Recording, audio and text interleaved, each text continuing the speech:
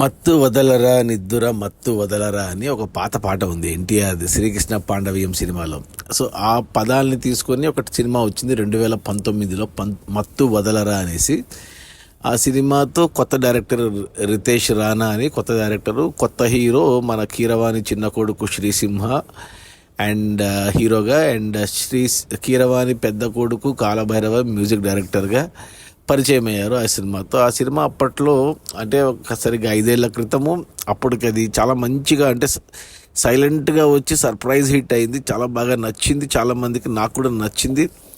ఆ తర్వాత ఓటీటీలో వచ్చినప్పుడు కూడా చాలామంది చూశారు ఆ సినిమాని. ఎస్పెషల్లీ సత్య కామెడీ ఆ సినిమాలో హైలైట్గా నిలిచింది. 2 వారాల క్రితం అంటే ఆగస్టు 31న సడన్గా అంటే మత్తు వదలరా పార్ట్ 2 అని చెప్పి టీజర్ వదిలారు, ప్రెస్ మీట్ పెట్టారు. సెప్టెంబర్ 13 రిలీజ్ అని చెప్పారు. అంటే ఈ 5 ఏళ్లలో ఎప్పుడూ ఆ టాపికే రాలేదు, మత్తు వదలరాకి సీక్వెల్ వస్తుందనేసి. ఎందుకంటే శ్రీసింహ ఆ సినిమా తర్వాత 3-4 సినిమాలు చేశాడు, తెల్లారితే గురువారం అని, భాగ్సాలి అనేసి అలా. బట్ ఏది క్లిక్ అవ్వలేదు హీరోగా అతనికి.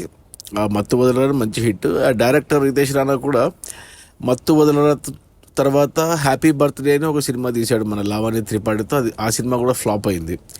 ఇక కాలభైరవ మ్యూజిక్ డైరెక్టర్ వచ్చేసి ఆ సినిమా తర్వాత చాలా సినిమాలు చేశాడు, కానీ సింగర్గా మనకు నాటు నాటు పాటతో ఆస్కార్ దాకా వెళ్ళాడు. కానీ మ్యూజిక్ డైరెక్టర్గా కార్తికేయ 2 ఒకటే మంచి హిట్. ఆ తర్వాత చాలా సినిమాలు చేశాడు కానీ పెద్దగా గుర్తింపు అయితే రాలేదు.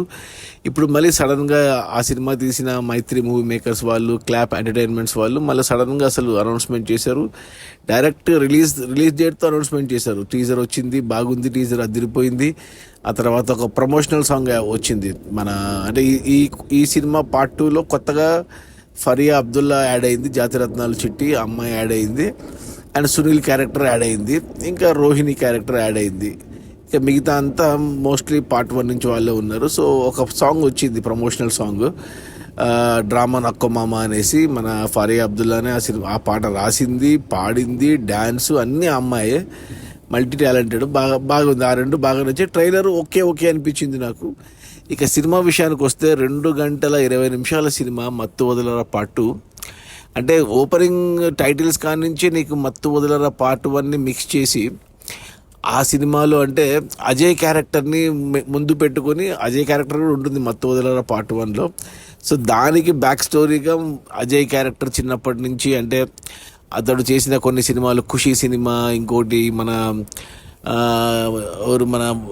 ఎవరు ఆ హీరో పేరు గుర్తు రావట్లేదు. కొన్ని సినిమాల్లో నుంచి అమ్మాయిని ఏడిపించే సీన్లు పెట్టి అతని క్యారెక్టర్ని ఎస్టాబ్లిష్ చేసి వెళ్ళిపోయారనమాట. అంటే రీక్యాప్ ఏం చేయలేదు మత్తు వదలరా అని, జస్ట్ అలా ఖచ్చితంగా చూడాల్సిందే మత్తు వదలరా. చూస్తేనే మత్తు వదలరా పార్ట్ 2 ఎంజాయ్ చేయగలుగుతారు. ఇక అంటే మత్తు వదలరా 1లో వీళ్ళిద్దరు మన హీరోలు సత్య అండ్ సింహ ఇద్దరు డెలివరీ బాయ్స్గా ఉంటారు. దాంట్లో డ్రగ్స్ కాన్సెప్ట్ ఉంటుంది, వెన్నెల కిషోరు అదంతా. దీంట్లో వచ్చేసి వాళ్ళు డెలివరీ ఏజెంట్స్ నుంచి ట్రైలర్లో చూపించినట్టు వీళ్ళు హీ టీమ్ ఏజెంట్స్గా మారింటారు. హీ టీమ్ అంటే మనకి ఇప్పుడు తెలంగాణలో షీ టీమ్స్ ఎలాగ ఉన్నాయి అమ్మాయిల కోసం, ఆడవాళ్ళ కోసము, అలా హీ టీమ్ అంటే మగవాళ్ళ కోసం అనుకుంటాం, కాదు, అది ఎమర్జెన్సీ టీం అనమాట. దానికి హెడ్గా రోహిణి, దాంట్లో సీనియర్ ఆఫీసర్గా సునీలు, ఇంకొక ఆఫీసర్గా ఫరియా అబ్దుల్లా, జూనియర్ ఆఫీసర్లుగా వీళ్ళిద్దరు అనమాట. ఇక వాళ్ళు అన్ని కేసులు సాల్వ్ చేసుకుంటూ, కిడ్నాప్ కేసులు అలా ఇలా బాగానే వెళ్ళింది ఫస్ట్ హాఫ్లో. అంటే అంత కామెడీ, ఎస్పెషల్లీ సత్య వల్ల సినిమా అంటే ఇలాంటి సినిమాలు మనం చాలా చూసాం. మనం అప్పుడెప్పుడు వర్మ తీసేవాడు, రామ్ గోపాల్ వర్మ, మనీ అనగనగా ఒక రోజు, ఇలా ఈ రీసెంట్ టైమ్స్లో మనకు తరుణ్ భాస్కర్ మొన్ననే కీడా కోలా అనే ఒక సినిమా. ఇలా క్రైమ్ కామెడీ సినిమాలు అనేవి చాలా కామన్. చిన్న బడ్జెట్లో చిన్న హీరోలతో తీసేస్తుంటారు. కొన్ని హిట్ అయితే, కొన్ని ఆడవు, కొన్ని అన్నోటిసబుల్గా వెళ్ళిపోతుంటాయి. సో ఈ సినిమా కూడా గొప్ప కథ ఏం కాదు, గొప్ప సినిమా ఏం కాదు. ఏమంటే మత్తు వదలరా పార్ట్ 1 బాగా హిట్ అయింది కాబట్టి మళ్ళీ అదే టైటిల్ పెట్టి, అదే కాంబినేషన్లో, అదే డైరెక్టర్, అదే హీరోలు, కొంచెం కొత్త క్యారెక్టర్లతో పెట్టారు.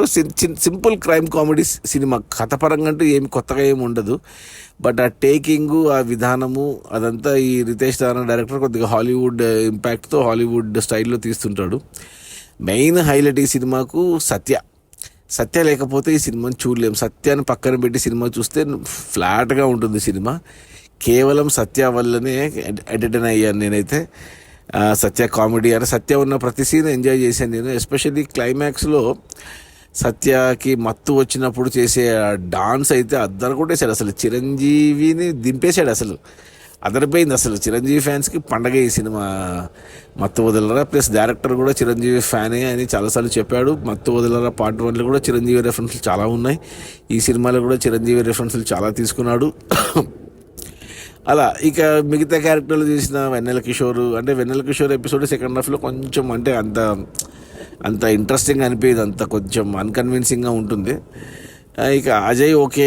ఇక చిన్న చిన్న క్యారెక్టర్ చేసిన ఝాన్సీ కానీ లేకపోతే రోహిణి కానీ, ఇక చాలామంది ఉన్నారు చిన్న చిన్న క్యారెక్టర్లు చేసిన వాళ్ళు. అంటే మనకు తెలిసిపోతుంది, అంటే ఒక మర్డర్లో ఇరుక్కుంటారు, మర్డర్ చేసింది ఎవరన్నా మనం గెస్ట్ చేయగలం ఈజీగా. బట్ రెండు మూడు సార్లు మన గెస్సింగ్ రాంగ్ ఏమో అనిపిస్తుంది కానీ, బట్ క్లైమాక్స్కి వచ్చేసరికి మన గెస్ కరెక్టే అనిపించింది. నాకైతే నేను గెస్ చేయగలిగా. 2 సార్లు డివైడ్ చేశారు మన గెస్ రాంగ్ అన్నట్టు, బట్ క్లైమాక్స్లో వచ్చేసరికి మన గెస్సే కరెక్ట్ అవుతుంది.